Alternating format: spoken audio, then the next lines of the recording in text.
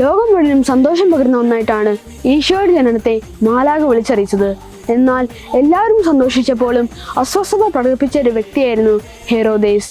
ഭൗതിക സുഖത്തിന് ഭീഷണിയായ പലതിനെക്കുറിച്ചും അസ്വസ്ഥരാകപ്പെടുന്നവരുടെ ഒരു പ്രതിനിധിയാണ് ഹെറോദേസ്. അതിനുള്ള പ്രതിവിധിയായിട്ട് അവർ കണ്ട മാർഗമാകട്ടെ അന്ന് ഹെറോദേസ് ചെയ്തപോലെ മിശിഹായെ ഇല്ലാതാക്കുവാൻ ശ്രമിക്കുന്നു.